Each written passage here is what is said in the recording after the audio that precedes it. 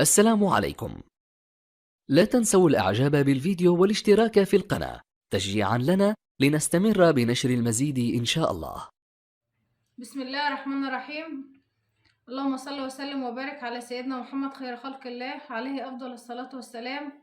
معاكم قناة مطبخ لولي للأكلات البسيطة على قد الإيد. هنعمل النهاردة حاجة جديدة. هنعمل مكشكشة.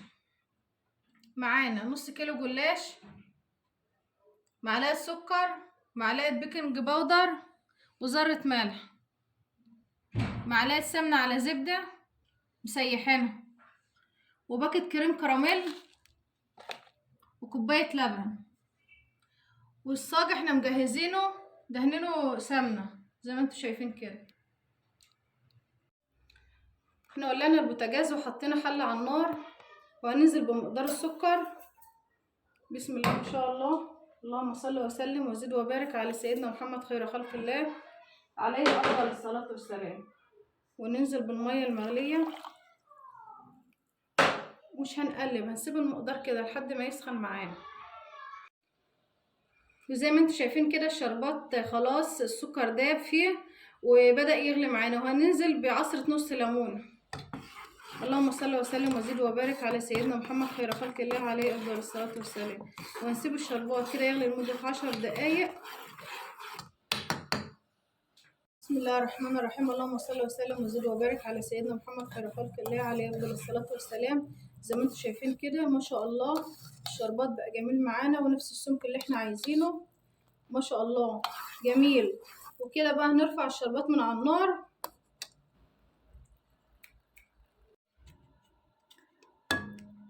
احنا خلاص رفعنا الشربات من على النار، وهنضيف له بقى الفانيليا ونقلبه تقليبتين كده زي ما انتم شايفين كده. يبقى خلاص الشربات كده خلص معانا وبقى جاهز للمكشكشه.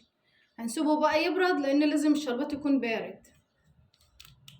ودلوقتي هنحط معلقه السكر ومعلقه البيكنج باودر وذره الملح على السمنه، وهنقلبهم كويس قوي عشان نورق دي خلطه توريق الجلاش. هنحط رق كده ورقه هندهنها كويس قوي.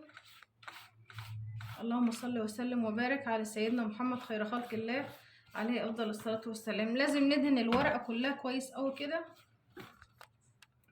وهنشيل الورقة التانية وهنحطها فوقها، مش هندهن الا الورقة اول ورقة بس والتانية تحط عليها كده.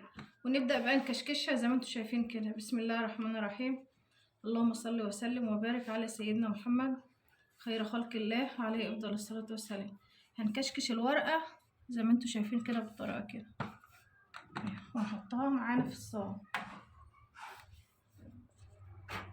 هرصها كده زي ما انتوا شايفين كده في الصاج. ونعمل ورقة تانية. حطينا ورقة وندهنها برضو بالسمنة كويس قوي.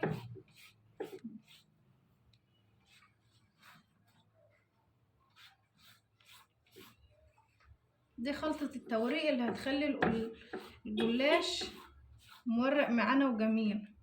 وناخد الرق التاني. بسم الله الرحمن الرحيم. اللهم صل وسلم وبارك على سيدنا محمد خير خلق الله عليه افضل الصلاة والسلام. والمكشكشة ديت في ناس كتيرة مش عارفة يعني ايه المكشكشة. هي سهلة وبسيطة. هي اسمها يعني اللي يسمع مكشكشة اللي هي حاجة صعبة، بس هي سهلة وبسيطة. وهتعمليها هتلاقي اللي هي جميلة وتستاهل ونتيجتها ما شاء الله. بسم الله الرحمن الرحيم. بسم الله ما شاء الله. زي ما انتوا شايفين كده خلصنا كل كمية الجلاش، كشكشناها كلها وخلصنا الصاج كده. ودلوقتي هندهن وش الصاج بالسمنة، نغرقه كده سمنة. واحنا مجهزين الفرن على درجة حرارة 180 درجة عشان الفرن يسخن معانا. وهندخلها الفرن بعد ما ندهنها بالسمنة. بسم الله ما شاء الله. المكشكشة ديت هتجربوها هتلاقوها جميلة كده. دهنا وش الصينية كلها بالسمنة زي ما انتوا شايفين كده. المكشكشة ديت غالية جدا في المحلات، يعني ممكن صينية قد كده تلاقوها ب500 جنيه، ب400 جنيه، غالية جدا وهي مش مكلفة. ودي شكل المكشكشة بعد ما دخلناها في الفرن اتحمرت كده.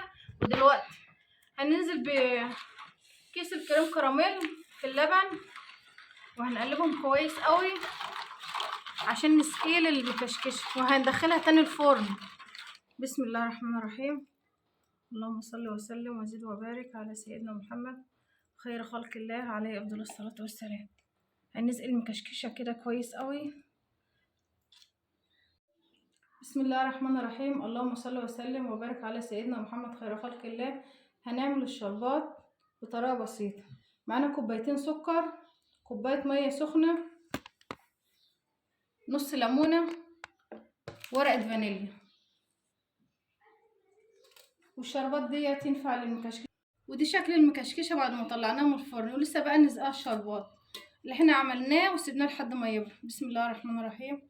اللهم صل وسلم وزد وبارك على سيدنا محمد خير خلق الله عليه افضل الصلاة والسلام.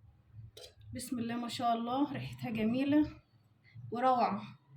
واللي يخليك تروحي تشتريها من المحلات اللي وهي غالية خالص، لا انت تعمليها في البيت مش هتكلفك حاجة، واحسن من المحلات كمان.